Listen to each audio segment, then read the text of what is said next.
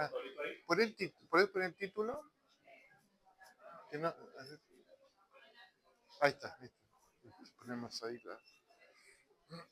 la creación, la diversidad, la música. Sí. Bueno, ¿damos comienzo entonces? ¿Sí? Muy bien, perfecto. Bueno, todo el mundo, o la gran mayoría, ya lo conoce, pero si hay algún despistado, está el profesor doctor Guillermo Hansen con nosotros, que es un regalito para nosotros tener gente que es de nuestra casa, que está de nuevo con nosotros por este rato, y poder escucharlo siempre es un placer. Así que te agradecemos, Billy, por haber venido, por estar con nosotros hoy. Y lo recibimos con un fuerte aplauso, ¿les parece? Sí. Gracias, Iván. Sí. Bueno, buenos días a todos, todas. La idea esta mañana es, a ver, inspirar un poquito, motivar. Pero lo voy a hacer de una manera distinta. Generalmente en las asambleas, la Hielo, estamos hablando ya de años, más de 15 años atrás, siempre usábamos los PowerPoint, ¿no es cierto? Entonces las presentaciones generalmente las hacía sobre la base de lo que aparecía en la pantalla. No va a ser así hoy. Quiero simplemente compartir algunas ideas. Lo voy a ir leyendo, ¿no es cierto? Pero también abriendo un poco la conversación, porque sé que lo importante viene esta tarde, cuando ustedes estén trabajando en grupos, ¿no es cierto? En 4 áreas temáticas. Uno tiene que ver más directamente con lo que voy a presentar, que es la cuestión de la creación, de la ecología. Pero otro grupo también va a trabajar sobre el tema de la diaconía. Entonces vamos a ver si esta presentación, estas ideas bíblicas, teológicas, nos permiten abrir un poquito más la idea de diaconía, sobre todo teniendo en cuenta que nosotros somos creación, parte de la creación, pero que la creación es algo muy amplio, ¿no? Entonces abrir un poco la mirada en ese sentido y plantearnos, bueno, ¿qué significa el diaconado universal de todos los creyentes? Vamos a usarlo de esa manera. Ustedes saben, en el luteranismo hablamos del sacerdocio universal de todos los creyentes. Pero ¿por qué no hablar también del diaconado universal de todos los y las creyentes? Entonces teníamos ese segundo eje temático, el otro es el tema de las redes, ¿no? Las redes, este, los medios sociales, etcétera. Y el cuarto, diversidad, ¿m? Sobre todo atendiendo a la cuestión de género. Pero acá voy a referirme más que nada al tema de la diversidad en la creación. ¿M? Entonces yo creo que directa o indirectamente hay puntos que van a informar un poquito el tema de conversación para ustedes esta tarde. Esperemos que así sea. Y si no es así, vamos a tener un momento de preguntas y conversación, si quieren aclarar algo. Entonces, todos venimos, ¿no es cierto?, de distintos trasfondos y uno a veces cuando escucha a un teólogo, un profesor o una ponencia teológica, se puede sentir un poco intimidado. Por favor, que no sea así, ¿no? Cada uno viene de donde viene, ¿no es cierto? Y puede entender algo le habla más que otras cosas. Eso es normal, ¿sí? Así que vamos a ver si podemos aprovecharlo en la mayor medida posible. Entonces, como les dije, yo les invito esta mañana a explorar lo que la teología cristiana entiende como creación. Ustedes saben que el tema de la creación es un tema muy picante, por varias razones que voy a explicar ahora. Entonces vamos a hablar un poquito de la creación, que en gran medida las ideas que tenemos sobre la creación la hemos heredado de nuestros antepasados en la fe judíos, ¿no? Con su afirmación radical en la historia de Israel de la bondad de la materia, de las cosas materiales, también de los cuerpos, los animales y lo que llamamos los elementos, ¿no? Los elementos que constituyen esta realidad material en la cual vivimos, ¿no? En el espacio y el tiempo. No porque estas realidades sean buenas en sí mismas, sin imperfecciones ni arrugas. Sabemos que hay muchos problemas en la creación y también en nuestras vidas, ¿verdad? Pero vamos a aproximarnos de tal manera a estas temáticas porque estas realidades provienen de Dios y están llamadas eventualmente a convertirse en la morada del Dios Trino, como vimos ayer en una conferencia, donde Dios era todo en todos, como dice Pablo en 1 Corintios, ¿no? En el capítulo 15, un pasaje hermoso. Dios era todo en todo, todavía no lo es, pero lo será. A eso en la teología lo llamamos la mirada escatológica, una palabra técnica, ¿no? Pero se refiere al futuro. Qué va a suceder en el futuro cuando Dios establezca su morada en medio de nosotros, en la creación? Y también donde la muerte, el sufrimiento ya no van a existir, como nos dice en el libro Apocalipsis, en el capítulo 21, ¿no? Esta problemática del sufrimiento y la muerte. ¿Qué va a pasar con eso? Entonces, Martín Lutero, al cual ya conocemos, ¿verdad?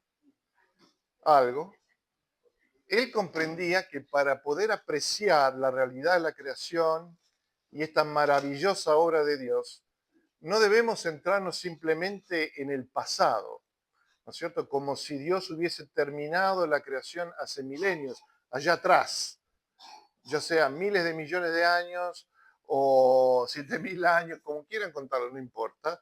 Obviamente estamos hablando de miles de millones de años, pero hay una tendencia muy natural en nosotros que cuando hablamos de creación miramos para atrás, ¿no? ¿Qué sucedió allá atrás? Más bien debemos aferrarnos al Dios que continúa creando en este momento, nos dice Lutero. En mi vida, en mis circunstancias, en el patio trasero cuando estoy jardineando, ¿no es cierto?, con las plantitas, o en las galaxias más lejanas, que algunos tienen suerte de ver a la noche, ¿no?, que no hay tanta contaminación lumínica, que uno puede salir afuera y ver qué impresionante que es el cielo. O la creación que continúa en mi vecindario, mi país, así también como en el resto del mundo. Es decir, la actividad continua de Dios, que no cesa. En otras palabras, Lutero entendía que para comprender las realidades monumentales e imponentes de la obra de Dios en el mundo natural y social, desde los electrones en un átomo hasta la luz solar, o desde las complejidades de una economía global hasta el delicado equilibrio de poderes en un Estado moderno, para entender todas estas cuestiones y estas dinámicas, primero, decía él, debemos vernos como parte de la escena, ¿no? Como ejemplifica un poquito acá esta imagen, verme a mí mismo o a nosotros mismos como una criatura valiosa dentro de ella. Porque si no nos vemos así, entonces no vamos a poder valorar la creación, ¿no es cierto?, en su totalidad. Y a contemplar a Dios como siempre activo y dinámico, dando existencia a todo lo que vemos y también a todo lo que todavía no podemos ver. Porque Dios hace sus cosas a su manera. Algunas las vemos, lo que está acá, pero muchas todavía no podemos ver. En sus catecismos, Lutero hace esta pregunta, y ahora cito, ¿no?, a Lutero que decía: querida mía, ¿qué clase de Dios tenés? ¿Qué sabés de él? Hoy podemos decir ella, el tema de género acá es flexible. Y lo sigue su propio testimonio, y Lutero dice: este es mi Dios. Primero, el Padre, llamémosle Padre maternal, Madre paternal, también se puede jugar, ¿no?, acá con esta cuestión. Primero el Padre, que ha creado el cielo y la tierra, y aparte de no considero ninguna otra cosa como Dios, porque no hay otro que pueda crear el cielo y la tierra, solo Dios.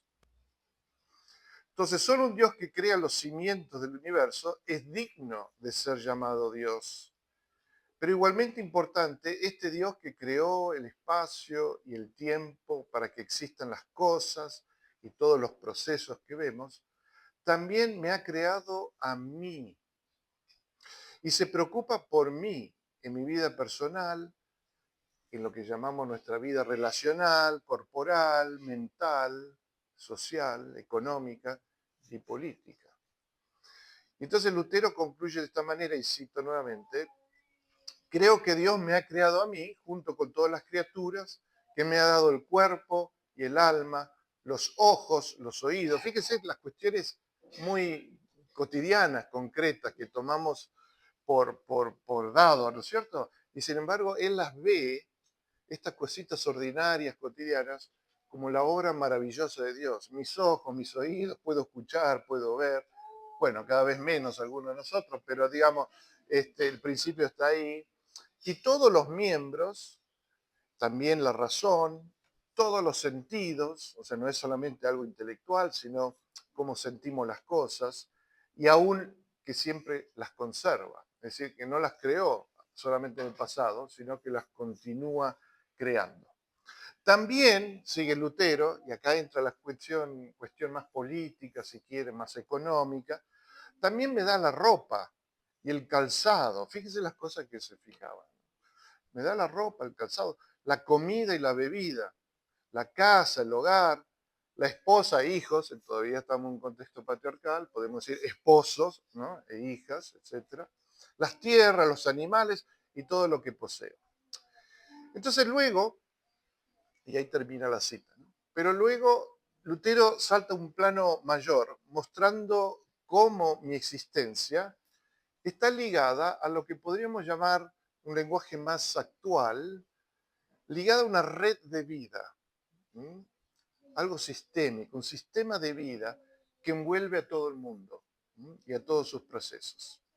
Entonces, dice Lutero, además hace que todas las criaturas sirvan para los usos y necesidades de la vida: el sol, la luna, las estrellas en el firmamento, el día y la noche, el aire, el fuego, el agua, la tierra, y todo lo que lleva y produce, pájaros y peces, animales, granos y todo tipo de productos, y todo lo que haya de bienes corporales y temporales, el buen gobierno, el buen gobierno, la paz y la seguridad. De este artículo aprendemos que ninguno de nosotros posee por sí mismo, ni puede preservar su vida, ni nada de lo que aquí se enumera o pueda ser enumerado, por pequeño y poco importante que sea, pues todo es comprendido en la palabra creador. En otras palabras, si no estuviese activo este Dios creador, las cosas simplemente no existirían. Esto es lo que se llama, a mi juicio, una visión holística de la creación, es decir, una apreciación de todas sus dimensiones complejas y entrelazadas, en la que podemos vernos como participantes plenos de la creación y como criaturas responsables por el bienestar de la red de vida que sostiene y promueve la integridad de toda la naturaleza. No somos solo administradores de la creación, como se dice muchas veces, o mayordomos, ¿no? Han escuchado esa palabra, tal vez. No somos solamente eso, sino que somos primero y principalmente miembros de una vasta red junto a otras especies, otras inteligencias, que no, inclusive puede ser que no sabemos de ellas todavía, en el universo, pero somos parte de esa red, y de energía y elementos entrelazados en una danza interminable de fuerzas y procesos. Esta visión holística y dinámica de la creación, Lutero la relaciona con la naturaleza trinitaria de Dios, a quien ve como un donante, Dios como el donante, el que da, pero también a Dios como un don, como un regalo, y también ve a Dios como un donatario. Esto es una palabra que no usamos mucho en castellano, pero existe, les aseguro, donatario, que significa el que recibe, ¿no? El don, el regalo, por parte de un donante. Esos tres momentos para Lutero, eso es Dios, el que da, el regalo y el que recibe. Esto está relacionado, para aquellos que estuvieron ayer en la charla que tuvimos sobre el Dios Trinitario, esta es la visión que tiene Lutero. Entonces, para el reformador, Dios constantemente viene a nosotros o llega a nosotros a través de estas tres dinámicas, donde Dios da de sí todo lo que tiene. Entonces, una de las características del Dios en el cual Lutero cree, confiesa, es un Dios que da de sí mismo, ¿m? Que fluye hacia afuera, hacia lo otro, hacia la creación. Y escribe Lutero que, y ahora cito, estas son las tres personas y un solo Dios, que se ha dado a todos nosotros y nosotras total y completamente, con todo lo que es y tiene. Es un Dios socialista, diríamos hoy, las palabras políticas, ¿no? Es decir, da todo lo que tiene al otro. El Padre se da a nosotros. Lamentablemente en castellano no tenemos un término neutro para decir padre y madre a la vez. Otros idiomas lo tienen.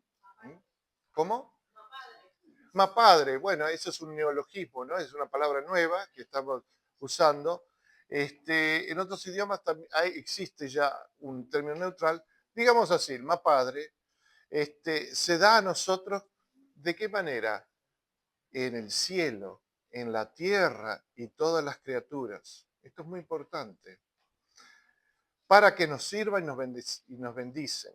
Por eso, este don se ha oscurecido y vuelto inútil por la caída de Adán. Por lo tanto, el Hijo mismo se dio a sí mismo el don y otorgó todas sus obras, sufrimiento, sabiduría y justicia y nos reconcilió con el Padre. Y acá ven que tiene, digamos, el esquema trinitario de Dios, ¿no?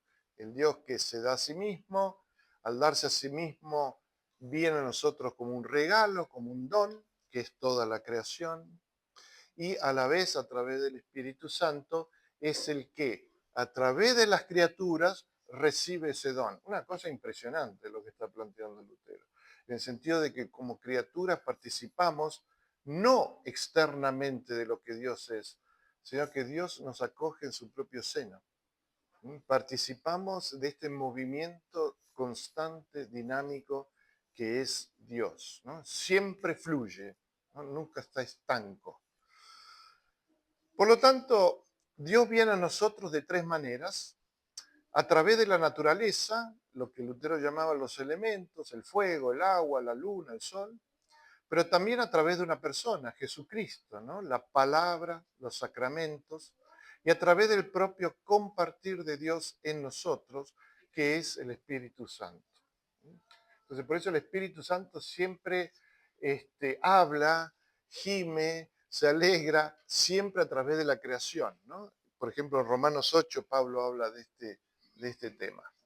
Entonces, esta historia trinitaria de Dios incorpora la historia del universo, de nuestra galaxia, que es una cosita chiquitita, ¿no? Comparado con todo lo que existe, y nuestro planeta, que es una partícula de arena, un granito de arena, pero todo eso es parte de esta historia de Dios.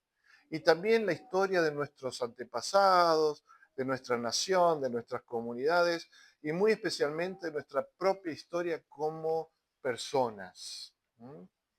A pesar de que no necesariamente sentido esa presencia, el hecho de que somos personas, de que existimos, de que respiramos, se debe a que lo que siempre subyace, lo que siempre está ahí sosteniendo, es esta realidad dinámica de Dios, ¿no? Que siempre crea.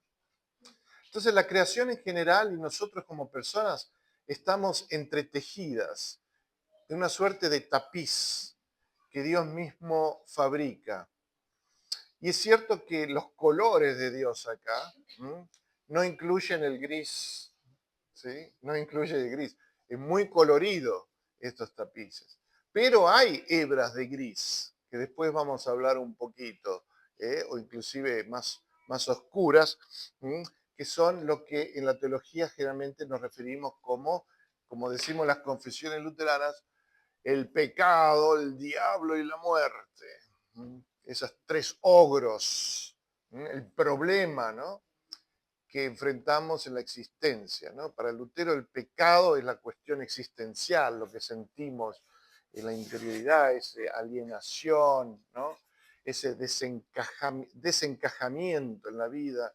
El diablo son las fuerzas de muerte en la economía, en la política, ¿no? A eso se refería como el diablo. Hoy decimos lo demónico, ¿no? En la teología, pero... Y la muerte finalmente es lo contrario a la vida, ¿verdad? Entonces también aparece acá como un problema que parece destejer el tapiz que Dios está tejiendo. Entonces acá hay una tensión, obviamente. No todo está terminado, todo sigue en proceso, ¿no? Entonces, teniendo esto en cuenta, veamos el testimonio bíblico, que es lo que inspiró justamente la visión de Lutero sobre la creación. Y acá quiero hacer pasar revista algunas, así como viñetas, de lo que es la teología bíblica respecto a la creación. Tenemos una biblista con nosotros, ya sabemos, ¿no? La profesora García Bachmann, pero acá me voy a atrever a hacer de una aproximación desde un lente de la teología luterana, rescatar algunos aspectos de qué es importante, por lo menos desde mi perspectiva, en la teología bíblica, la creación. Entonces sabemos que cuando nos acercamos al testimonio bíblico, estamos tratando con una comprensión única de la creación que distingue a Israel de otras religiones y culturas, ¿no? Sin embargo, también vemos una gran cantidad de temas universales que también están presentes en otras religiones. No hay que exagerar la exclusividad de la Biblia, digamos, con respecto a otras religiones. Yo lo veo más que nada como una aspiradora, ¿no? Las tradiciones que aparecen en la Biblia también existieron en los pueblos vecinos. Esto es importante para tener un respeto hacia otras tradiciones y religiones que han contribuido a lo que tenemos hoy en la Biblia, ¿no? Por ejemplo, el pueblo mesopotámico, el pueblo egipcio, etc. De hecho, la mayoría de las religiones, inclusive hoy en día, se preocupan por la naturaleza, el universo, la vida o los elementos, preguntándose implícita o explícitamente sobre sus orígenes, sus características y su destino. Entonces, esto no es simplemente una pregunta bíblica.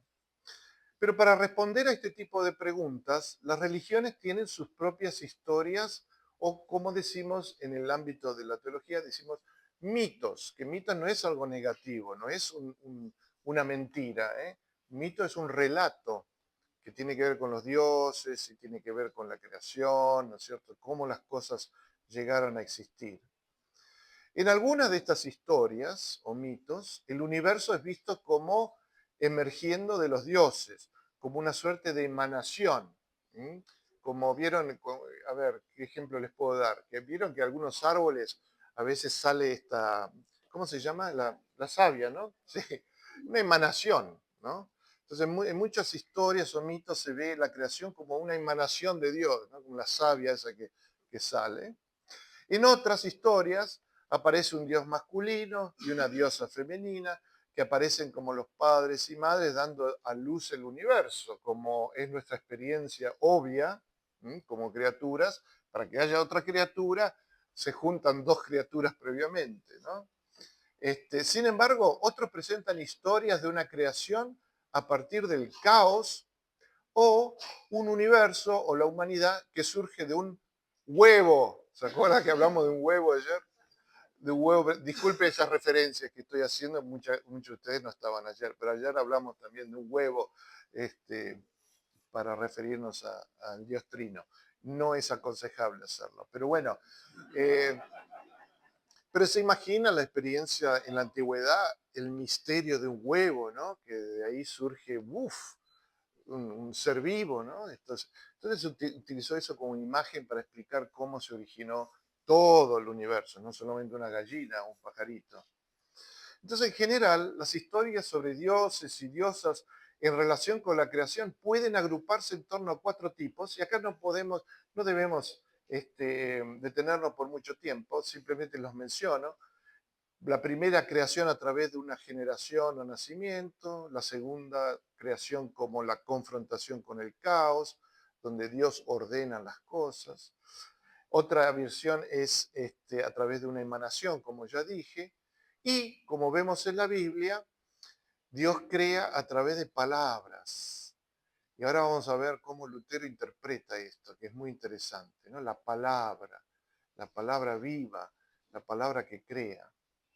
Siempre es bueno recordar que la perspectiva bíblica se sitúa dentro de una historia más amplia de reflexión religiosa y filosófica humana, que recoge algunos de los componentes de todas estas historias previas, pero las presenta dándole un giro nuevo y diferente debido a una concepción y una experiencia única de quién y qué es Dios.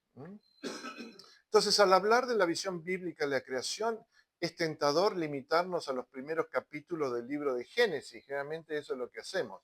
Pensamos en creación, vamos al Génesis. Y Génesis es importante.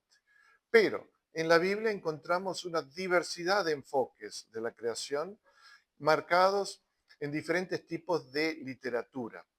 Por ejemplo, además del Génesis, encontramos una robusta teología de la creación en muchos salmos, muchos salmos, también en los profetas, como Isaías, el segundo Isaías, o en la literatura sapiencial, como el libro de Job, o Proverbios, Eclesiastés.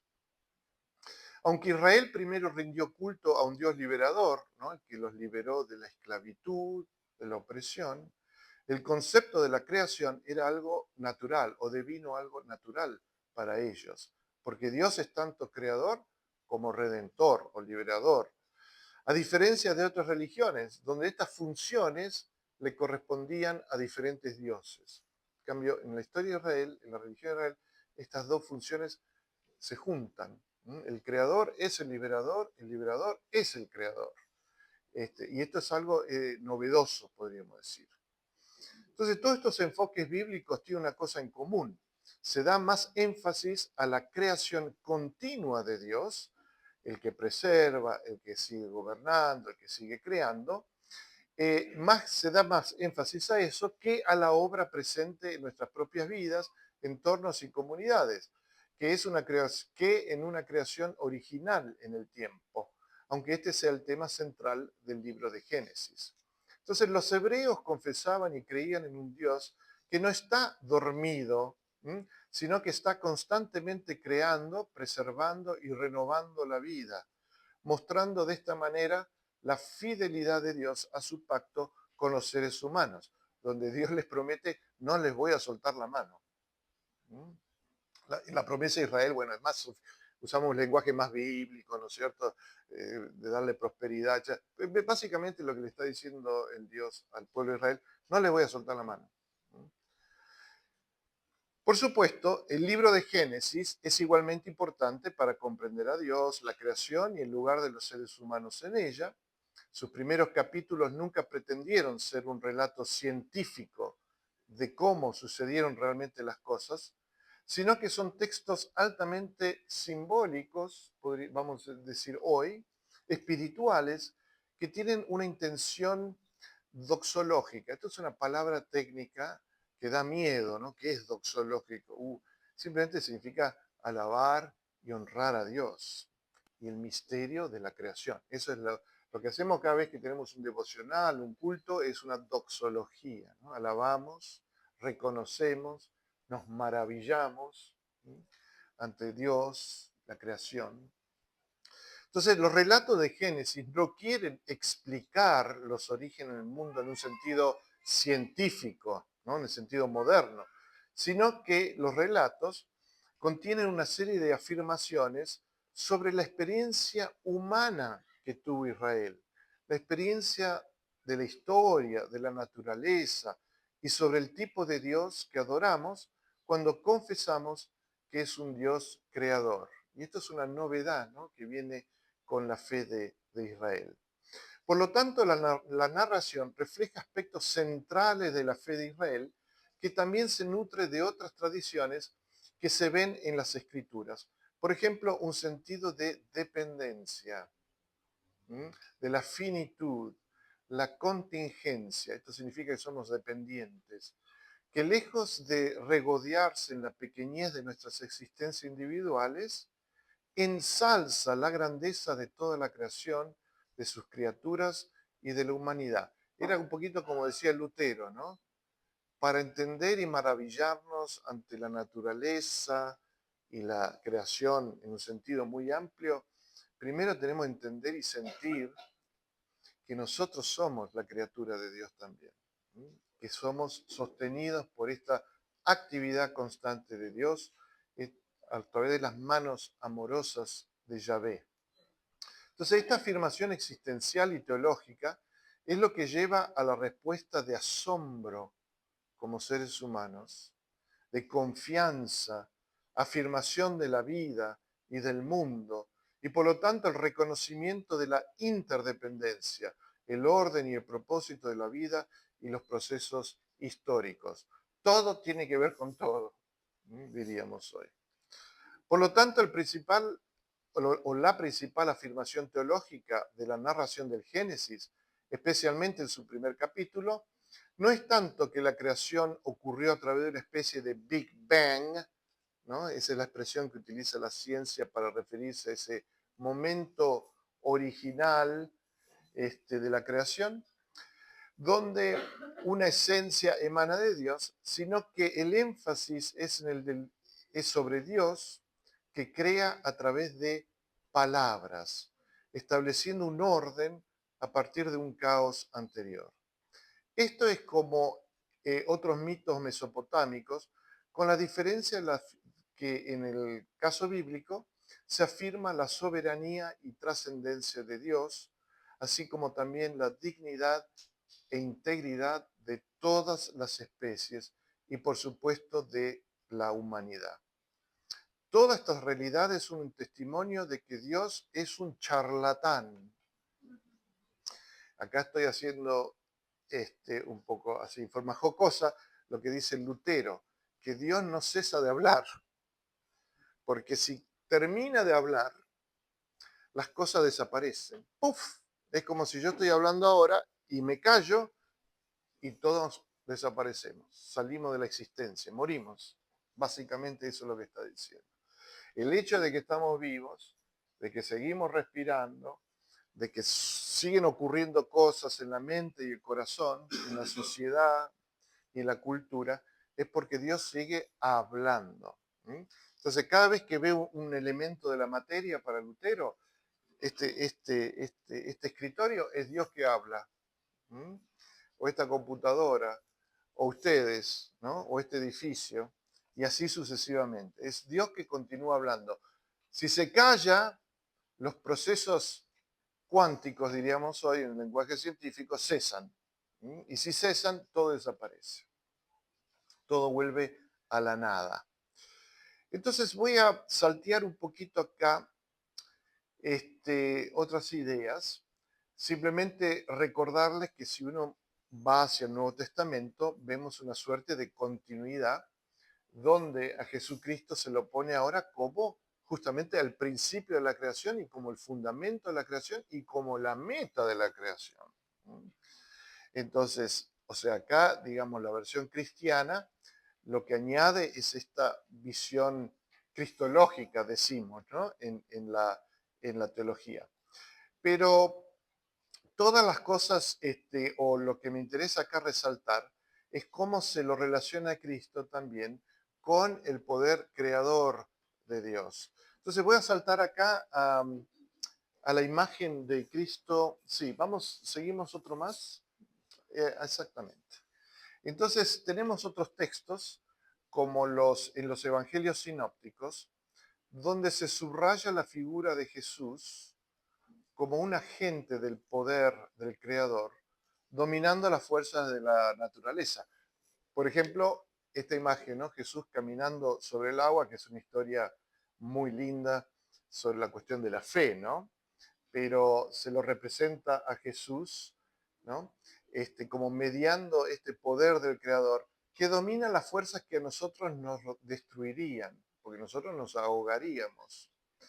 O también se lo representa a Jesús en otro aspecto creador, que es redistribuyendo alimentos y bienes. cuando Jesús alimenta a la multitud en Mateo 12, por ejemplo, o cuando Jesús cura a los enfermos. Estas son todas obras creativas de Dios, ¿no? Dando vida. O incluso en casos que curando a personas que no pertenecían al pueblo de Israel, la curación de la hija de la Sirofenicia, ¿no? En Mateo 15. Entonces, en toda esta historia sobre el ministerio de Jesús, siempre hay un acento en la confianza total de Jesús en su, como dijimos antes, padre, madre, ¿cómo era? Padre, ahí está. Un Jesús que es visto como la encarnación y el portador de la voluntad creativa de Dios para el mundo. Y aquí es donde debemos colocar no solo las narraciones de milagros, que son como mini historias de la creación, que reflejan esta conexión entre Dios y Jesús, sino también todo el ministerio de Jesús, porque Él vino a poner las cosas en su correcta relación con Dios, llegando especialmente a aquellos que quedaron fuera, aparentemente, de la generosidad de la vida y sus oportunidades, generalmente porque se lo apropian otros. Esto es lo que Jesús llamó el dominio o reino de Dios, diciendo, bienaventurados los pobres, porque de ellos es el reino de los cielos, ¿no? En Lucas 6. Entonces, quiero ahora, por cuestión de tiempo, voy a llegar para que me pongan la imagen de la siguiente, por favor, la otra. Ahí estamos. Entonces, hablar de la creación es hablar sobre quién es Dios. Porque en, con y bajo la obra creadora de Dios, Dios quiere reconocerse a sí mismo, como si su obra fuera un espejo en el que se reconoce a sí mismo como amor. Por lo tanto, la creación contiene en sí misma una potencialidad, representada por el llamado o la invitación a corresponder a ese amor, a esa gracia y a esa comunión de Dios. Una comunión que en el caso de la creación abarca todas las formas vivientes y sus relaciones con el entorno más amplio. Porque como afirma el teólogo alemán Jürgen Moltmann, la creación es la resolución de Dios de tener primero un reino para luego crear los elementos, los átomos, la luz, el agua, el suelo, después crear los participantes, los animales, los seres humanos, las plantas y por último los procesos, que son las leyes naturales, las leyes termodinámicas, la evolución, etcétera, que anticipan el reino que aún para nosotros está llegando. Además, antes de crear un mundo fuera de Dios, Dios hace espacio para la finitud dentro de Dios. Y acá usa una imagen muy linda, Molman, que lo aprendió de su esposa, que era una teóloga feminista, y de otras teólogas feministas, de entender la creación como ocurriendo dentro del útero de Dios, ¿no? Utiliza esa expresión. Que Dios tiene que hacer espacio dentro de su propio cuerpo, por así decirlo, para que surja otra vida, ¿no? La vida diferente del propio Dios. Es una metáfora. Entonces la finitud surge cuando Dios retira su presencia y restringe su majestuoso poder para que pueda existir algo diferente de Dios. Es como si primero se tuviera que hacer un espacio dentro de Dios mismo para que otros seres puedan ser y existir. Entonces, volviendo a Lutero, una visión cristiana de la creación debe ser siempre una doctrina trinitaria de la creación, que vea toda la trayectoria del universo y todas sus criaturas como un testimonio de que hay uno que es un dador o donante y que es la fuente creadora y el origen de toda vida. Voy a pasar ahora, en los minutos que nos quedan, para hablar un poquito ahora de la relación entre creación, vista desde un punto de vista teológico y bíblico, y lo que nos dice la ciencia. Y lo que nos dice la ciencia. Entonces hemos mencionado algunas de las historias bíblicas y las formulaciones teológicas que establecen un vínculo muy estrecho entre el tipo de Dios que confesamos y la bondad y dignidad de la creación. Entre paréntesis, cuando tengamos comunión, ¿cuándo es? Mañana que tenemos, mañana, lo que estamos haciendo es digiriendo, comiendo a Dios. Eso es lo que hacemos en la Eucaristía, ¿no? En la Santa Cena, el sacramento del altar. Es decir, estamos asimilando el Dios que confesamos. Su naturaleza o el ser mismo de Dios entonces se expresa ahora a través de nuestros propios cuerpos, de nuestras propias vidas, porque hay este proceso de asimilación. Eso es lo que llamamos fe, eso es lo que Lutero llama fe, es un recibir a Cristo en tu propia vida, ¿no? En tu propio cuerpo, mente, corazón. Entonces, el tipo de Dios que confesamos es muy importante. Esto no quiere decir que la naturaleza no esté exenta de problemas, como el sufrimiento, las enfermedades, la muerte, las extinciones. Pero se puede decir que estos aspectos son corrupciones en la naturaleza, pero no que la naturaleza como tal sea corrupta. Esta es una distinción fundamental que hace el luteranismo en el libro de Concordia, que no leemos mucho, pero que es muy importante, cuando habla de la naturaleza, la importancia, la naturaleza siempre es buena, aunque hay corrupción en ella, pero la naturaleza, la materia, etcétera, en sí misma no es corrupta, es buena, porque viene de la mano de Dios.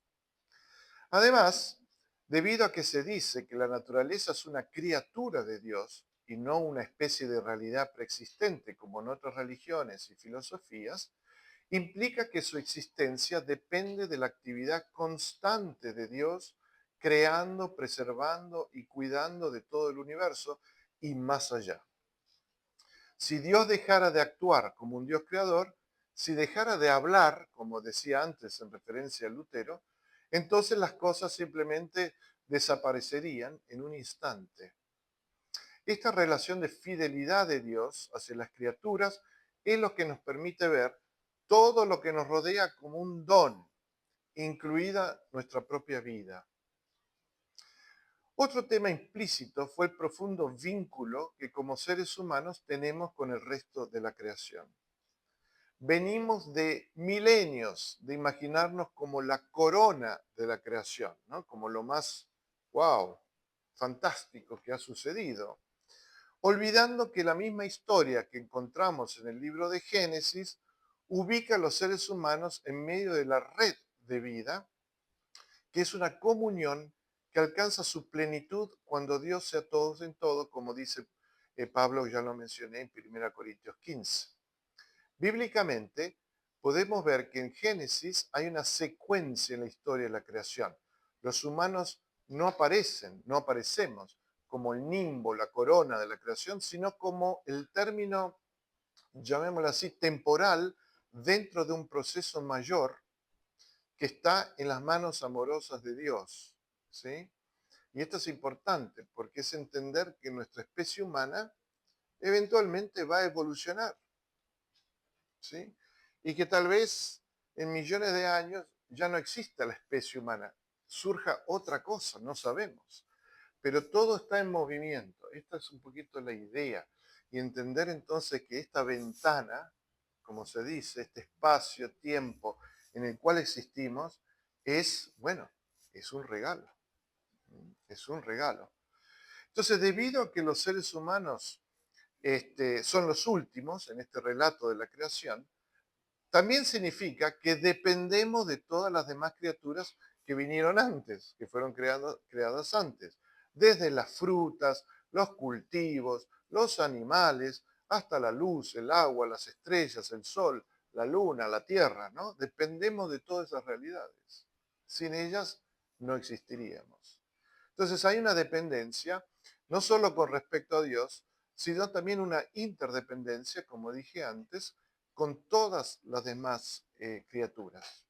Entonces nuestra vida es posible porque vivimos como, llaman así, suspendidos en esta red, como si fuese una telaraña, ¿vieron? Y está ahí suspendido. Esta red más amplia de la vida, como Lutero lo señala claramente, ¿no? En sus catecismos. Entonces, esta noción bíblica de la interdependencia de la naturaleza y su dependencia de Dios es lo que da paso al tema que voy a tratar ahora brevemente, que es la conversación y el diálogo entre la teología y el conocimiento derivado de la ciencia, particularmente de la astronomía, la biología y la psicología y la antropología modernas. A través de esta conversación obtenemos, por un lado, nuevos conocimientos sobre las complejidades y maravillas de la naturaleza, algo impresionante, ¿no es cierto? Y también sobre la naturaleza humana y su vocación. Pero por el otro, en este diálogo también aprendemos de muchas cosas que están en la Biblia, digamos, o que están contenidas en los relatos bíblicos y que antes no nos dábamos cuenta. No era que nuestros ancestros eran tontos, ¿no? No, simplemente es que los contextos cambian y nos permiten ver cosas que antes ellos no podían ver y viceversa. Nosotros hoy, debido a nuestros contextos, no podemos ver cosas que nuestros ancestros en la fe podían ver, ¿no? En las escrituras o en la teología. Entonces hay tres áreas en las que la ciencia se cruza con la teología cristiana, particularmente en lo que respecta a la doctrina de la creación. Uno está relacionado con la física y la cosmología, que describe el origen, la composición y la evolución del universo.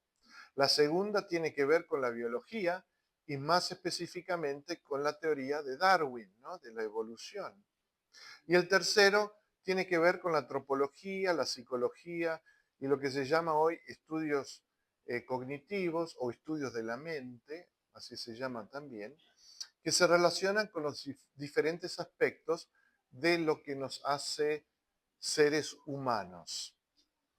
Mi posición en estas cuestiones es que la teología está siempre en diálogo con la ciencia, ya que nos ayuda tanto a descubrir nuevas dimensiones y matices ya contenidas en las historias y símbolos de nuestra fe cristiana, como también a discernir la presencia de Dios en, con y bajo las realidades descritos por la ciencia.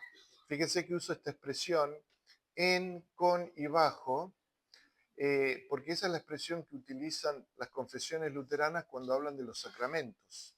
¿Mm? Que la gracia de Dios, la presencia de Dios está en, con y bajo los elementos del pan y el vino o el agua. Pero hay que entender que esa visión sacramental después es como un nuevo par de lentes que nos presta Dios, que nos da Dios, para ver cuando salimos, ¿no? Cuando somos enviados de vuelta al mundo, en los lugares donde vivimos, con esos anteojos ahora vemos la presencia de Dios en, bajo, ¿no es cierto? Y con las realidades, no solamente de la naturaleza, sino en nuestras relaciones sociales, en la política, en la economía. O también se puede ver la presencia y lo demónico, ¿no? En, con y bajo esas realidades también. Entonces, de aquí se deriva, para mí, en esta visión sacramental, una espiritualidad ecológica y holística. Y también podemos ver mejor nuestro llamado, nuestra vocación, como un diaconado universal de todos los creyentes, ¿no? Porque la pregunta acá es una pregunta sobre la vocación.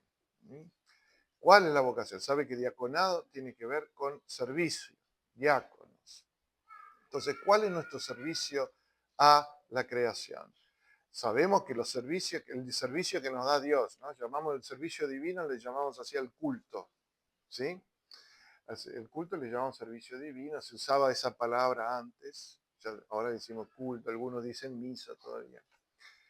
Pero servicio de quién a quién. Como vivimos en un mundo muy marcado por el catolicismo, ¿no? Acá en Argentina, obvio, muchas veces creemos que el servicio es nuestro hacia Dios, como si Dios necesitara nuestro servicio, ¿no? En absoluto, no necesita de nuestro servicio para nada. El que necesita nuestro servicio es el prójimo, ¿no es cierto? O la naturaleza, que es lo que quiero enfatizar acá, la creación en su totalidad. Entonces lo que ocurre en el culto es el servicio de Dios hacia nosotros, como si fuese un taller mecánico. ¿Mm? Un poco exagerado, ¿no? Pero Es como si fuera, hay un servicio que hace Dios, ¿no? Una reparación, digamos así. ¿De quiénes? De nosotros. ¿Mm? La palabra en alemán, Gottesdienst, ¿no? O en los idiomas escandinavos, Gudstjänst, precisamente es muy claro que es el servicio de Dios hacia la creación. Pero en las traducciones a veces esa connotación se pierde. Esa es la visión luterana, es Dios sirviéndonos a través de la palabra y los sacramentos. Es el don, el regalo. Y eso es, al asimilar ese don, nosotros nos convertimos ahora en don para. ¿Cuál es el lema de la asamblea? La Eucaristía, ¿no? En el amor. Para interpretarlo luteranamente y no católicamente, está bien, si uno es católico, está bien, lo va a interpretar de manera diferente, como sacrificio tal vez. Pero nosotros lo interpretamos como don, como regalo. Entonces pasemos ahora a esta imagen, a la próxima imagen. Sí, esta es una de las imágenes más impresionantes en la historia humana y de la fotografía, podríamos decir. ¿Qué es? A ver. Estamos en la víspera de Navidad del año 1968. La mayoría de ustedes ni siquiera estaban acá. Y había un comandante de la misión Apolo 8 llamado Borman, Frank Borman, que leyó el primer capítulo del libro de Génesis mientras orbitaba en la Luna por primera vez en la historia de la humanidad. Mientras tanto, su colega astronauta, un tipo llamado Anders, tomó esta fotografía que vemos acá, que se convirtió en una de las imágenes más icónicas de la historia, mostrando a la Tierra que se eleva sobre el horizonte lunar. Este evento y esta imagen marcaron un momento impresionante en la trayectoria de la humanidad, porque por primera vez tenemos una imagen de nuestro hogar, la Tierra. Ahora veíamos que esta roca azul y blanca, parecida a una bolita de vidrio, ¿se acuerdan las bolitas que teníamos de chico? Suspendida contra esta extensión de un espacio negro, ¿no? Y que está amaneciendo, se está levantando, esta bolita sobre la superficie que es marrón, grisácea, sin vida de la Luna, no solo proporcionaba una nueva perspectiva de nuestro planeta, sino que al mismo tiempo grababa en nuestra conciencia colectiva una sensación de asombro y también vulnerabilidad. De asombro, porque es casi increíble imaginar que esta bolita encierra toda la historia de la humanidad, todos los logros, fracasos, todas las alegrías y tristezas, todas nuestras felicidades y miserias. Y también vulnerabilidad, porque a diferencia de la experiencia que tenemos ahora en la Tierra, ahora mismo, que parece tierra firme, ¿no? Ahora vemos que nuestra casa simplemente flota y flota en la inmensidad del espacio. Y no solamente flota, sino que todo nuestro sistema solar se traslada a una velocidad increíble. Sin embargo, nosotros no lo sentimos, pero todo está en movimiento. Entonces, los cráteres que vemos en esta superficie de la Luna son un recordatorio de cuán violentos pueden ser los eventos cósmicos, los meteoritos, los asteroides, que podrían golpearnos en cualquier momento, como cuenta la historia de los dinosaurios y las plantas extintas, ¿no? Hace 65 millones de años atrás. Y sabemos que, bueno, lo tenemos acá al pastor Trejo, ¿no? De México, y que fue justamente este asteroide que cayó en parte de lo que hoy es el Golfo de México y Yucatán, que llevó a la extinción de los dinosaurios y un reemplazo por los mamíferos que somos nosotros eventualmente, ¿no? Sin embargo, ver nuestro planeta desde el exterior, casi desde el punto de vista de Dios, también permite una nueva comprensión de nuestra delicada pero preciosa ecología. Nuestra cohabitación con otras especies y criaturas en mutua interdependencia, como lo expresa esta representación artística. Lo que antes se consideraba una amenaza, algo ajeno, extraño, incluyendo a los animales como bestias, ¿no? Ahora se puede experimentar como cohabitantes de la misma casa que todos compartimos. Yo inclusive le pondría la palabrita prójimos. ¿Mm? Entender a las otras especies como prójimos, que crea otro tipo de planteos éticos, ¿no? A los cuales no voy a entrar ahora porque el almuerzo se acerca. Pero algo que me preocupa, pero que no puedo resolver por el momento. Entonces, en analogía con la imagen de Pablo de la iglesia como un cuerpo donde cada parte se preocupa por el resto, ¿se acuerdan de esa imagen, ¿no? En 1 Corintios 12 estamos, sí. Así es la nueva mentalidad ecológica que no solo la ciencia, sino también la espiritualidad cristiana y la teología comienzan a transmitir. Porque en efecto la ciencia y los viajes espaciales han dado un nuevo significado a nuestra comprensión teológica de la comunión de Dios con la creación. O inclusive de qué está haciendo Dios en la creación. Nadie puede salvarse solo, pues somos totalmente interdependientes. No hay salvación individual. Hay una salvación de la red a la cual pertenecemos. Pero nuestro planeta y sus habitantes son solo una pequeña parte de una historia cósmica más grande que nunca deja de sorprendernos. En efecto, desde las observaciones del astrónomo Hubble a comienzos del siglo pasado, sabemos que el universo no es estático. Nos dimos cuenta de que es el espacio mismo, no solo los objetos en el espacio, lo que se expande. Si hay una expansión, dice la teoría, esto implica que inicialmente hubo una concentración muy densa de materia y energía que de alguna manera se expandió a través de un evento que se llamó el Big Bang, ¿no? La gran explosión se lo llama, aunque no fue estrictamente hablando una explosión. Décadas más tarde, durante los años 60, hubo dos físicos, Penzias y Wilson, que descubrieron casi por casualidad que el espacio en todas las direcciones posee un fondo de radiación de microondas que es el vestigio del Big Bang, ¿no? Se comprobó de manera definitiva. O sea que hubo un comienzo y una rápida expansión del universo. Y finalmente, desde los años 90, diferentes telescopios lanzados al espacio no solo confirmaron teorías anteriores que establecían que la edad de nuestro universo es de unos 14.000 millones de años, entonces una diferencia, si contamos los años en la Biblia, son 7.000 y pico, 8.000, ¿no? Acá estamos hablando de 14.000 millones de años, sino que también capturaron imágenes del espacio profundo que muestran millones, sino miles de millones de galaxias y estrellas que nos dejan realmente sin aliento. Y las nuevas que salieron de este nuevo telescopio, que se llama Webb, son inclusive más detalladas y más impresionantes aún.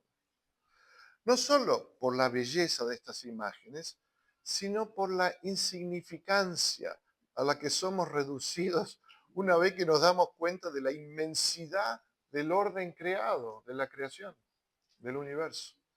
Esto está muy lejos de la historia que encontramos en el Génesis, que solo hablaba de nuestro planeta como la única realidad que existía. Y era lógico, si no había otro horizonte, otro conocimiento.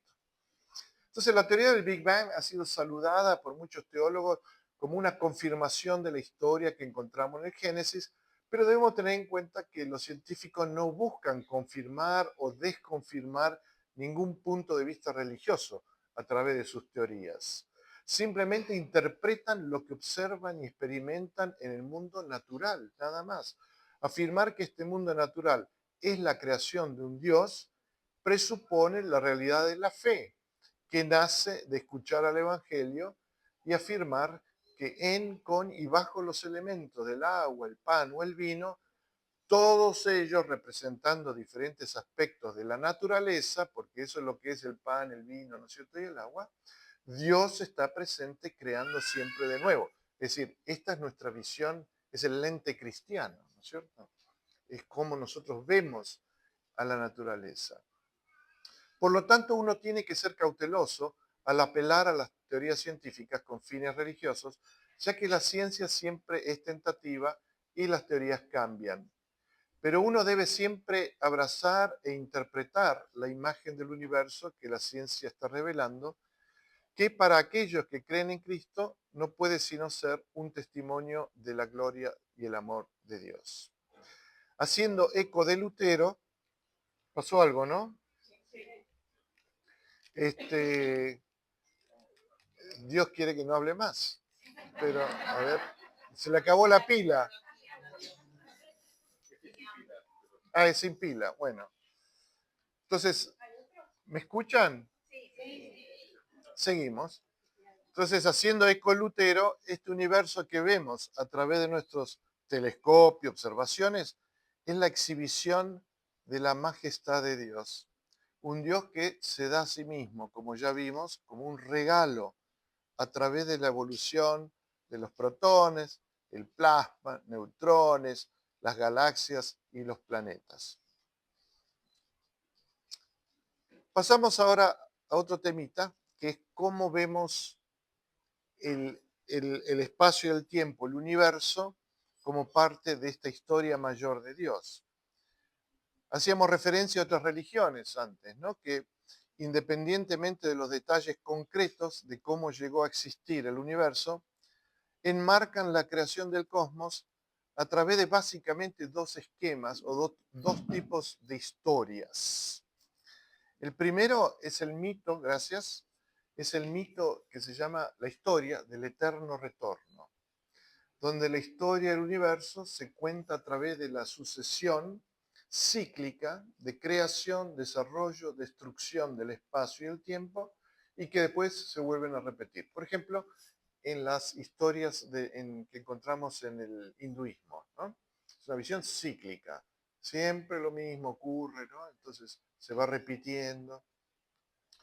Entonces las cosas que una vez sucedieron volverán a suceder y todos los procesos están casi condenados o destinados a repetirse.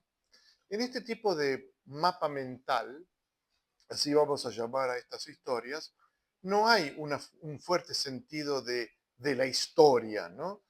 Lo que a su vez podemos decir desincentiva cualquier compromiso con una mejoría seria de las condiciones que encontramos en el mundo, ya sea atenuando el sufrimiento, ya sea reduciendo daños, o ya sea a través de la mejora de las condiciones de existencia, ¿no? Que es lo que tratamos de hacer como cristianos y cristianas, no solamente, pero las religiones semíticas, como el judaísmo, el islam y el cristianismo, por otro lado, se aferran a una historia diferente, la historia o el mito del origen, desarrollo y el fin de los tiempos. Aquí en esta visión o mapa mental, el universo y la vida humana es vista como una historia que sigue la flecha lineal e irreversible del tiempo hacia un fin que se le llama el telos, ¿no? La meta, considerado como el cumplimiento o la recapitulación de todo el proceso anterior. Es decir, que la creación va a ser plena en el futuro, ¿no? Cuando Dios traiga su morada o la nueva Jerusalén, hay muchas imágenes, o el reino de Dios, ¿no? Todas estas imágenes que tenemos en la Biblia. El tiempo, y no solo el espacio, es un componente central de este esquema, lo que implica que siempre se espera novedad y cambio. No hay que tener miedo al cambio en esta visión, es natural. Esto siempre va a ocurrir. En el Nuevo Testamento, por ejemplo, el libro de Apocalipsis habla del cielo nuevo y la tierra nueva que Dios promete en Cristo, así como el apóstol Pablo identifica a Jesucristo como el nuevo Adán. Podemos decir el nuevo Adán y la nueva Eva, en el sentido de que acá la palabra Adán significa el ser humano, ¿no es cierto? Entonces se habla de una nueva humanidad. Estos constituyen los puntos omega, ¿no es cierto?, las metas que recapitulan en el seno mismo de Dios toda la historia del universo. Nada se pierde, todo se transforma, podríamos decir, en Dios.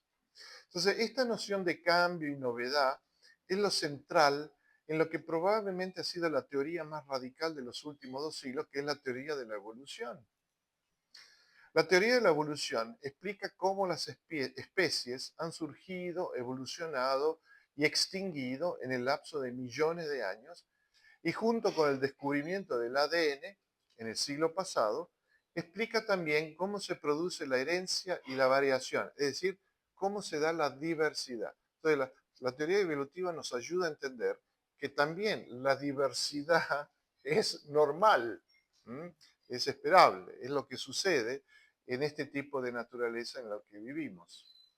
Puesto que esta teoría es tan conocida, me voy a limitar acá a pasar revista a algunos de los planteos de cómo relacionar esta teoría con la teología. Este gráfico acá es un chiste, ¿no es cierto? Pero eso es lo que básicamente plantea la teoría de la evolución. Nosotros estamos ahí, nos sentimos como ahí en la cúspide, y es verdad, porque somos una especie, entre comillas, dominante en el planeta en este momento, pero después va a ocurrir, no sabemos lo que va a ocurrir en realidad. Para este autor, ¿no? Vamos a volver de donde vinimos. Es casi cíclico, ¿no? En este sentido. Es más probable que nosotros comencemos con algún tipo de integración con lo que llamamos hoy en día inteligencia artificial. ¿M? Ese sería un interesante tema para la próxima conferencia, ¿no? O a través de las intervenciones genéticas por el tema del ADN. Va a haber mucha disparidad tal vez al principio. Aquellos que tienen medios, dinero, van a querer mejorar, ¿no? No solamente su cuerpo, interviniendo en el ADN, sino también su mente, las ideas o las imágenes que aparecen en la mente, lo que uno siente. Esto va a tener repercusiones en la religión, porque vamos a poder recrear las emociones que hasta ahora solamente podemos tener en espacios cúlticos, comunitarios, ¿no es cierto? Vaya a saber lo que va a ocurrir. Yo no tengo idea en qué dirección va a ir, pero digamos, muchas cosas están ocurriendo en este momento que definitivamente indican que algo se aproxima. Entonces, volviendo a esta cuestión de evolutiva, etcétera, en primer lugar, no debemos tener miedo de esta teoría, ya que no es una teoría de la creación, es decir, de cómo las cosas salieron de la nada. De hecho, habla de cómo surgieron y evolucionaron las especies dentro de la creación. Entonces, la evolución no es una teoría de la creación, sino que explica cómo surgieron distintas especies y la diversidad dentro de la creación. En consecuencia, no hay contradicción entre la creación y la evolución, porque pertenecen a diferentes niveles de interpretación y comprensión de una misma realidad.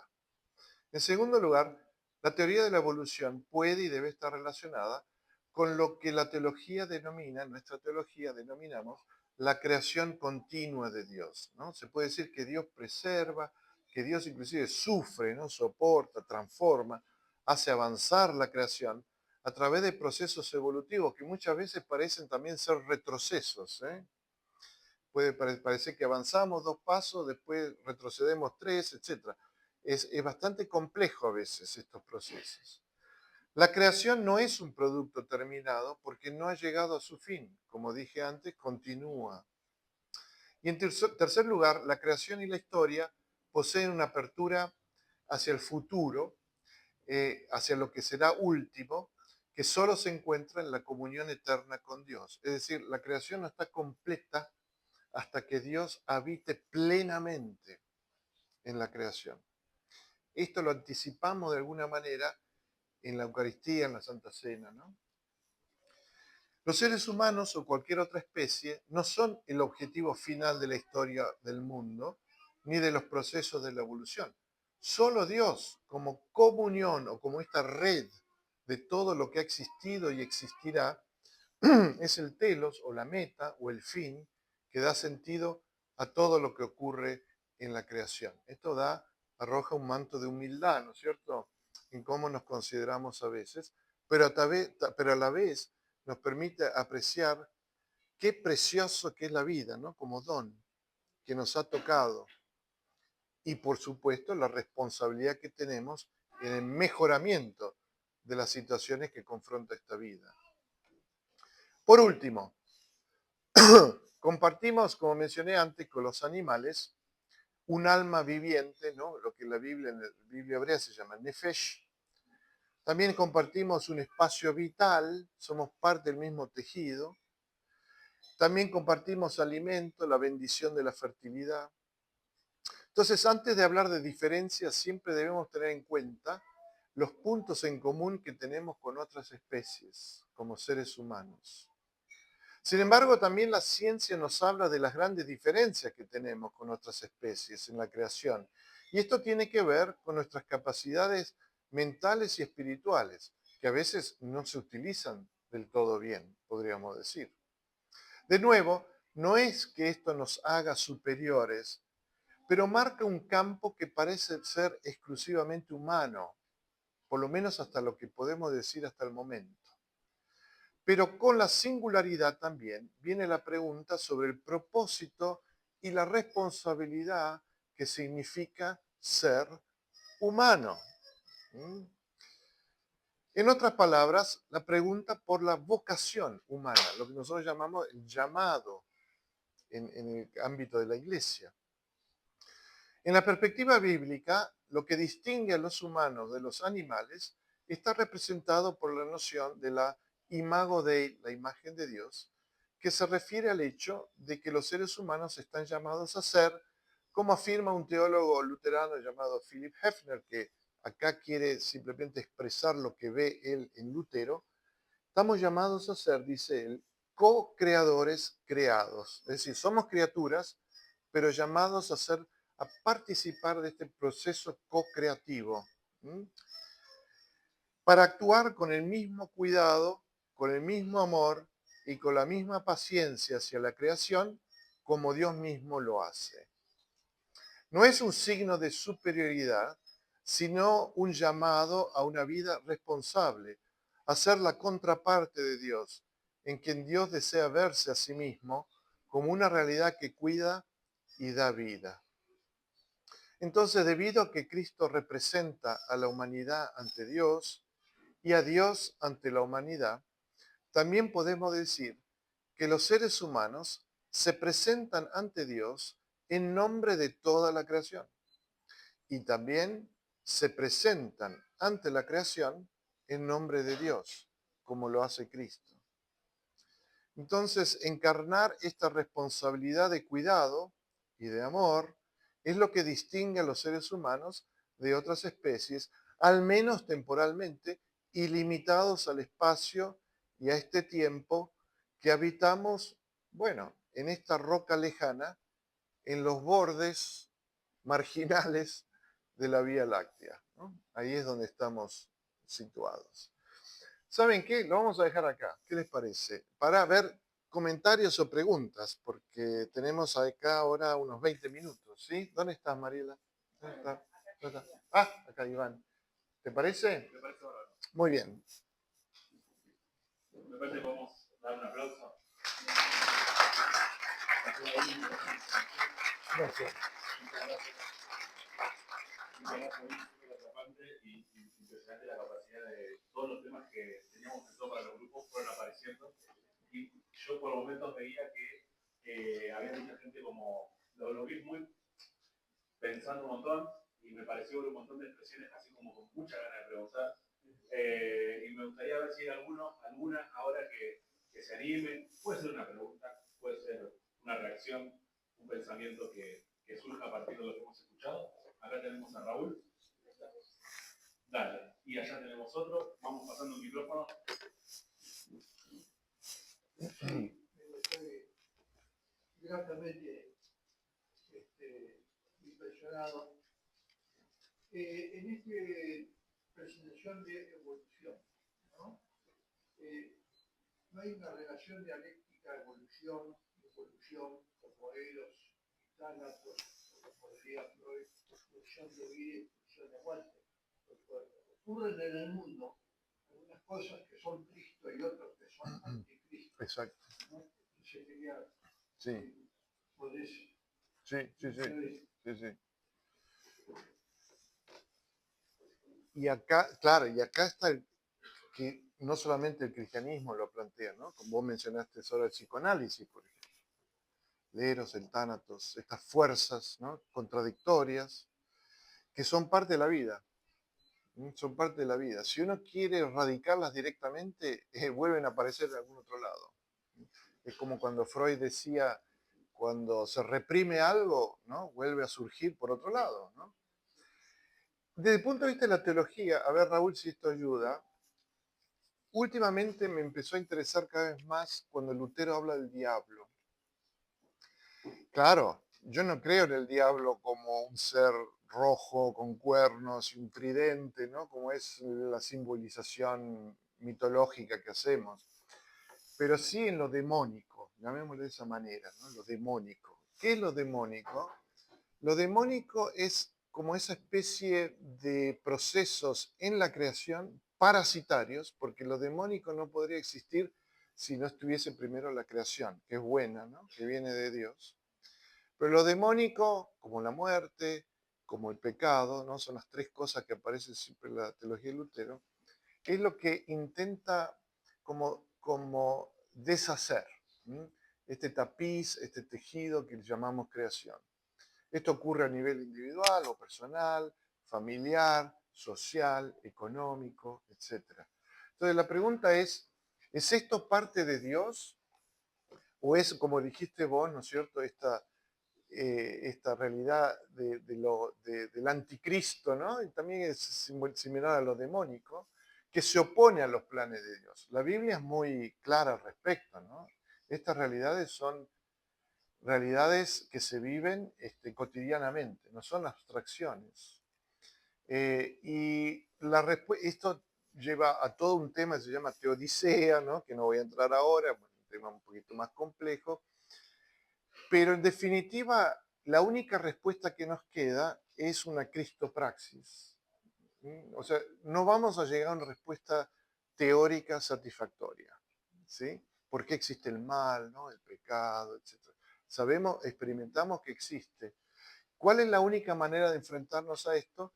Esto, ¿no es cierto?, conformándonos a Cristo, como diría Bonhoeffer, que básicamente es nuestra solidaridad con lo que sufre, con el que sufre. Y yo quería incluirlo acá también al sufrimiento en la naturaleza, ¿no? No solamente seres humanos, porque somos parte de esta misma red. Y acá me parece que es la parte, el aspecto práctico del cristianismo, reconocer que en definitiva veremos la luz al final del camino, ¿sí?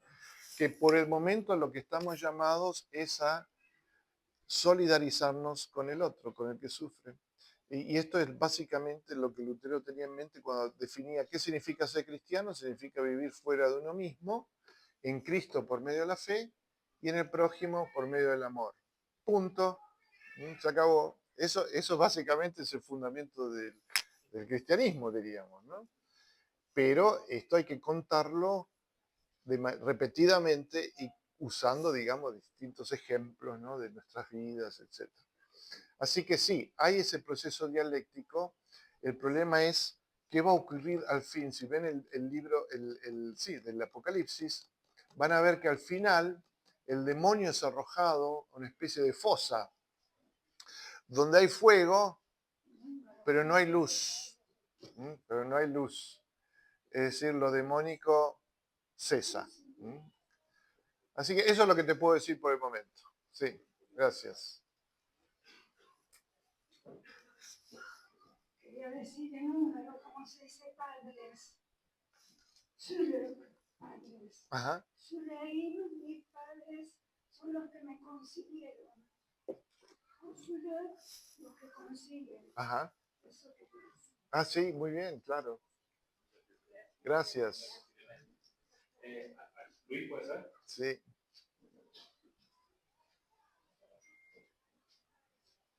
Gracias. Una pregunta que tiene que ver con uno de los regalos más lindos que nos dio Dios nuestro Creador, que es la libertad en Cristo. Es un proceso largo, la economía de la salvación, en donde primero pasamos por reconocer las normas y las miserias más espectaculares que sucedieron en Palestina. por hoy estamos haciendo una interpretación muy errónea de la eliminación del hermano. Cuando hablamos tan románticamente del amor de Cristo y de la libertad en Cristo, y nos dejamos afuera lo que fue la causa de la expulsión de Edén, que fue no tener en cuenta las normas. Cuando hablamos mucho del amor, pero lo primero que hace el ser humano cuando llega a la adolescencia y a la adultez es tener la soberbia de la vida, es tener la avaricia en la vida y es tener la envidia en la vida. ¿Dónde quedan los aspectos normativos de esta creación en Lutero?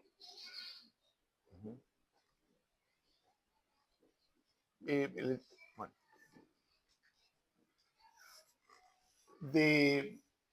con respecto a aspectos normativos, tiene que ver un poquito con las referencias de los textos bíblicos, ¿no es cierto?, que daba al principio.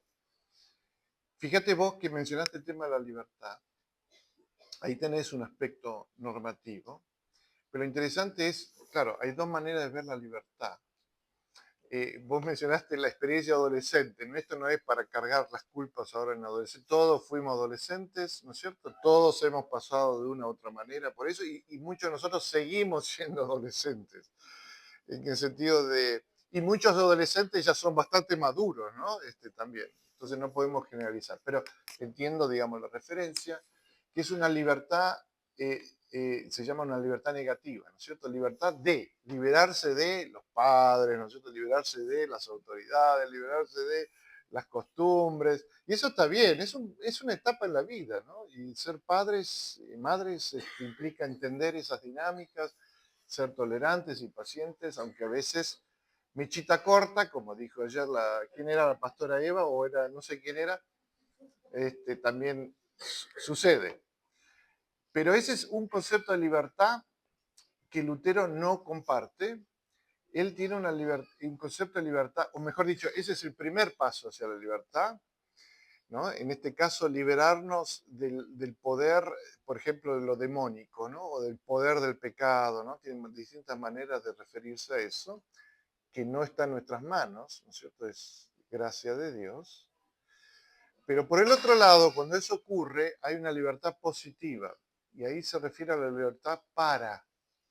Entonces, la libertad para, ahí volviendo al ejemplo, no sé hacia dónde ibas con el ejemplo de las víctimas en Gaza, ¿no es cierto?, las víctimas palestinas, pero ahí sería un ejemplo de libertad para, ¿no? Hemos sido liberados, pero liberados para, en este caso, con el ejemplo palestino, podemos ir a ejemplos más cercanos también, cómo servir al prójimo, ¿no? Cómo se mejoran las condiciones de vida no estamos diciendo de que el reino se haga presente ya, porque no va a ocurrir, o tal vez Dios tenga esos planes, pero realmente no es lo que ocurre inmediatamente, pero sí se pueden aliviar, se pueden cambiar las condiciones de la vida. Y en eso es donde podemos tener agencia, intervención. Eso es para mí un ejemplo de libertad positiva, libertad para el prójimo. Y nuevamente quiero incluir el prójimo no solamente humano, sino la creación, ¿no? Así que bueno, por ahí empezaría, digamos, un esbozo de respuesta, ¿no?, a tu pregunta. Pero, gracias. Carmen. Okay. Sí, una parte en la cual como que decía que no, obviamente que no puede aventurar qué es lo que va a pasar, pero pensando que la inteligencia artificial es parte de la evolución que nos está tocando ya, estamos adentro, mi interrogante es esta cuestión. El otro día escuchaba que había usuarios de inteligencia artificial que se quejaron a las plataformas porque la nueva versión que salió no era tan humanizada como la anterior. Y que ahora no le podían contar tantas cosas a la inteligencia artificial, que hay gente que termina el día contándole a fulanita todo lo que hizo y todo lo que le pasó, y esta nueva versión no le llevaba a la punta de todo lo que ellos querían decir, claro, ¿no? O sea, es una cuestión tan como que tendemos a un individualismo. Y bueno, mi pregunta es, por ahí ustedes que están viajando por el mundo, la iglesia, ¿cómo está pensando este nuevo modelo? Si bien estamos inmersos, ¿no? Claro. Pero realmente es como para que nos preocupemos, Sí, cómo lo manejaríamos de ahora en más. claro. Sí. Muy buena pregunta. ¿Alguien tiene alguna respuesta para esto? Sí, allá hay una respuesta. A ver. No hay respuesta, pero tengo una consideración. Yo creo que el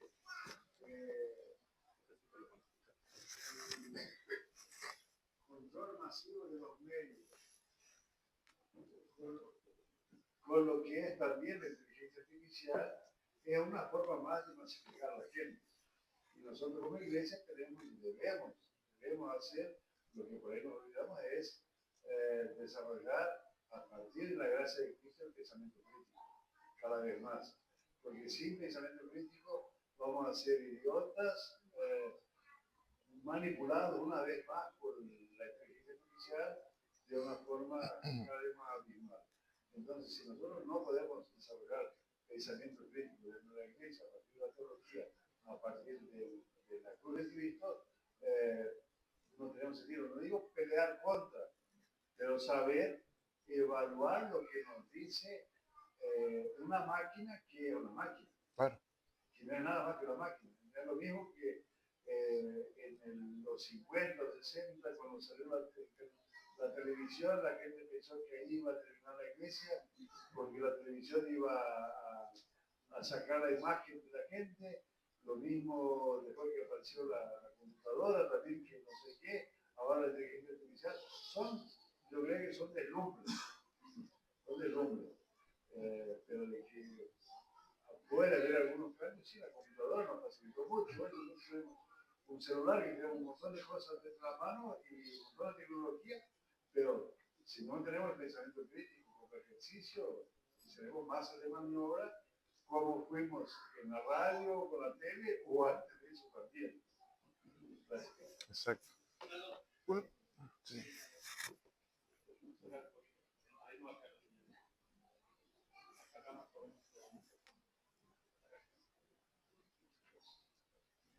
Buen día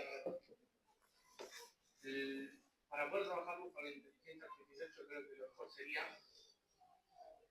terminar de enseñarle también a la inteligencia artificial lo que nosotros sabemos como luteranos. Porque todos dijeron que es una máquina, pero a la máquina, si nosotros no la moldeamos, la máquina no va a pensar como nosotros. Ustedes hablan con la máquina y te dicen, hoy mi día, y la máquina dice, mira, fulanito. Entonces, para que también nos entiendan, es inculcar a lo que sería la inteligencia artificial el conocimiento que uno tiene. Era más que nada eso. Por acá, otro. Decías, Vicky, que era un buen tema para la próxima conferencia. Son las 2-4. Sí, obvio. Bueno, acá vamos con dos más y Sí. volvemos a Vicky. Pero sobre el tema, ¿no? Sí. Sí, no, sobre el tema de inteligencia artificial, capaz que no nos damos cuenta de la cuestión de la creación, de la creación como una característica propia de un Dios creador. Y vemos la inteligencia artificial no crea. En realidad, la inteligencia artificial confirma lo que es creado. Y esto tenemos que tener en cuenta. Creo que cuando dejamos, por ejemplo, de utilizar la inteligencia artificial para pensar en creación, en crear cosas nuevas, ¿no? Evolucionamos como seres humanos. O sea, la inteligencia artificial va a hacer la misma cosa que las otras cosas hacen, que es intentar traer una facilidad, pero una facilidad de cosas ya creadas, o una compilación de cosas ya creadas.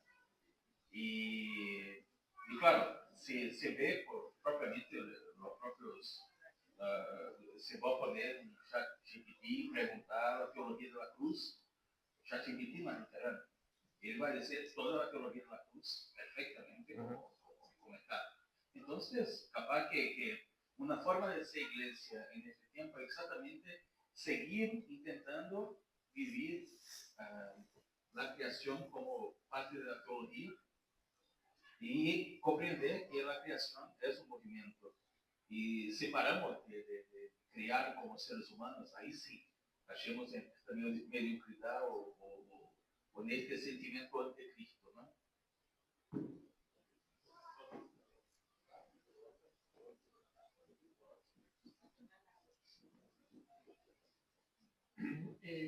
Me impactó porque nombre no se acuerda, Carmen estaba mencionando eso de que la gente va hacia una máquina de cuenta, ¿no? Y que después es todo eso.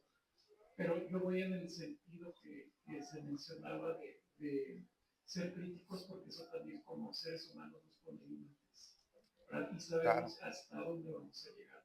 Seguro. Porque creo que también eso está relacionado con algo que ya se había mencionado, con relación al prójimo, hasta dónde estamos nosotros como cristianas para el prójimo. ¿Por qué la gente tiene que recurrir a las máquinas para contar toda su vida? ¿Dónde está el amigo? ¿Dónde está el hermano? La hermana? Vivimos en un mundo muy complejo, la respuesta no es fácil. Claro. Hay muchos problemas, hay muchas situaciones que tenemos que resolver en lo individual, en lo eclesial, en lo colectivo, pero lo cierto es que hay mucha gente sola. Sí. Y precisamente se encuentra el descanso en hablar con una máquina, pues hay que preguntarnos qué estamos haciendo como iglesia o qué estamos haciendo como el hermano, el prójimo, hacia las personas. Sí. Sí.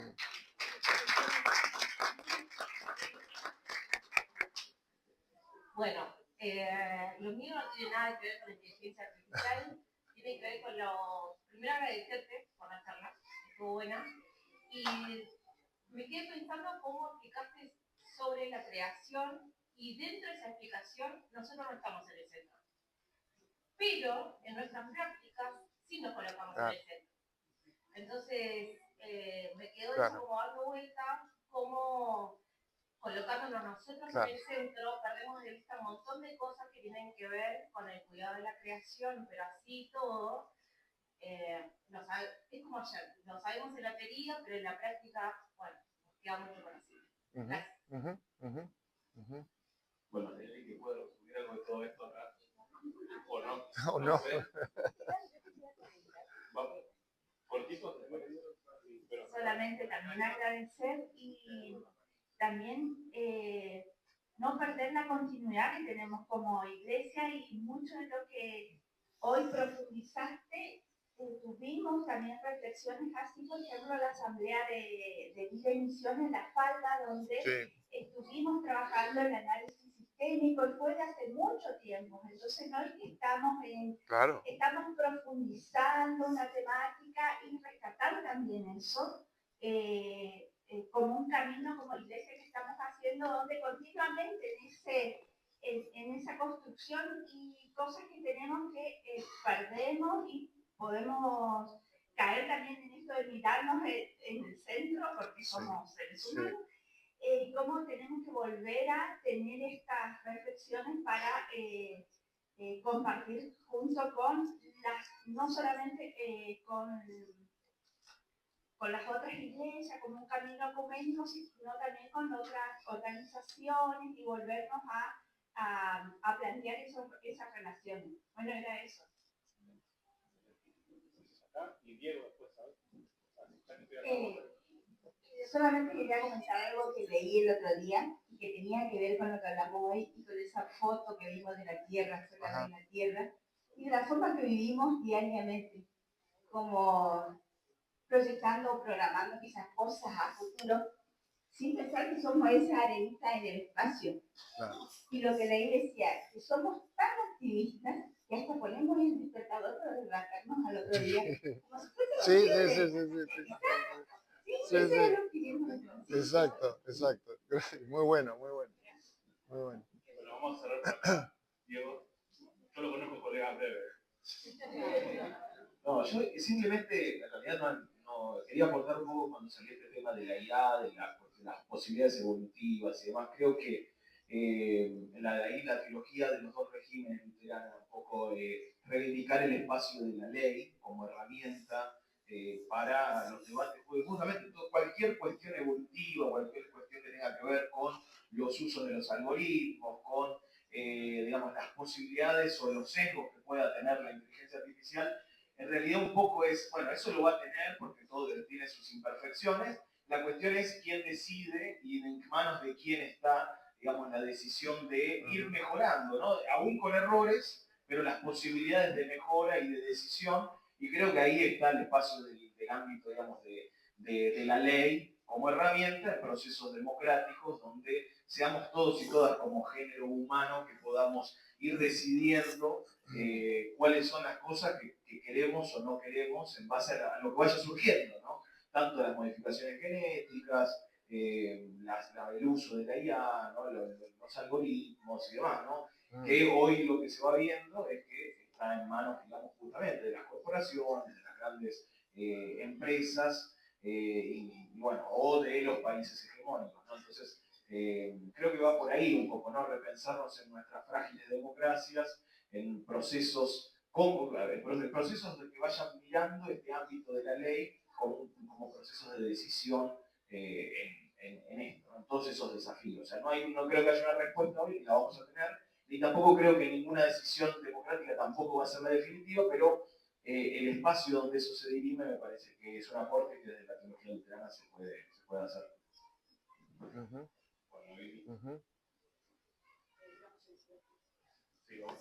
Sí, hacemos. Solamente una observación. Carmen preguntó algo a futuro, hacia adelante, y en las diferentes ponencias fuimos y vinimos en el tiempo, para atrás y para adelante, todo lo que nos disparó la pregunta de Carmen. Sí, sí, sí. Bueno, fascinante, porque este es un ejemplo, ¿no? De, a ver, el contexto de una asamblea de vida de misión. No tenemos las respuestas todavía, pero estamos colaborando, ¿no? Con todos los aportes, las preguntas que surgen, las cuestiones de principios, las cuestiones éticas. Esto es muy importante. Y lo importante es saber que se viene un gran tema, no solamente de debate, sino un tema que va a modificar las condiciones mismas de la existencia humana. Porque recuerden, cuando hablamos de inteligencia artificial, lo que se está dando son dos cosas. Por un lado, es la primera vez en la historia humana que se comienza a manipular un nivel de la realidad que antes permanecía como una incógnita, que son los procesos mentales, llamémoslo así. La realidad parece ser compuesta de dos partes, una que aparece en forma visible y la otra que es invisible, justamente, y las dos se compenetran, ¿no? Ayer hablábamos de dualismo. Esto no es dualismo, es dualidad, es diferente. Dualismo, cuando decimos la mente no tiene nada que ver con el cuerpo, pero una dualidad es decir, la mente forma el cuerpo y el cuerpo forma la mente, o la materia forma la mente y la mente, etc. Entonces, hay un nuevo nivel de la realidad al cual se está accediendo que antes no había posibilidad. Cuando hablamos de inteligencia artificial, no estamos hablando de máquinas. Las máquinas son por ahora los medios, ¿no? De la misma manera que el medio de la mente humana, la espiritualidad humana, etcétera, son nuestros cuerpos, ¿no? Átomos, partículas, etcétera. La inteligencia artificial es la inteligencia generativa, es decir, la que comienza a pensar por sí misma.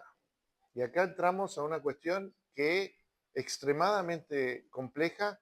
Yo no soy un experto en el tema, simplemente lo levanto como algo que hay que tomar en serio y que se nos viene encima. No, ya está encima, de alguna u otra manera. Los científicos hablan de un punto de singularidad, así le llaman. Tal vez en 20 años, otros dicen 15, otros dicen 5, otros dicen nunca. Tal vez nunca llegue. Pero, digamos, hay que tener cuidado. Entonces, comparto todo lo que se dijo hasta ahora, también sabiendo que las cosas cambian. Un poquito eso es el mensaje que había detrás de esto, y que en esos cambios hay que tener confianza. Sin confianza, usted, su referencia al despertador, ¿no? Eso es fantástico, ¿no? Usted dijo optimista. Y yo le podría decir, es un acto de fe, ¿no? Dios nos va a seguir sosteniendo, por eso va a haber un mañana. Mañana nos vamos a despertar, aunque si deja de hablar, como dije, no va a pasar nada. No hay despertador, no hay nadie para despertar tampoco.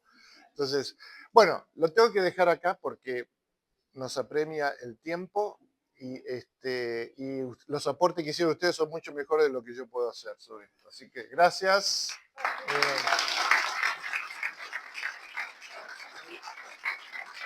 Hay un pequeño parroquial. Encontraron un celular en el baño de mujeres y me dijeron que está por atrás, allá en la zona de inscripciones, ¿puede ser? Ya está, fue devuelto. Listo, resuelto. Buenísimo. También del otro parroquial, vieron que hay un código QR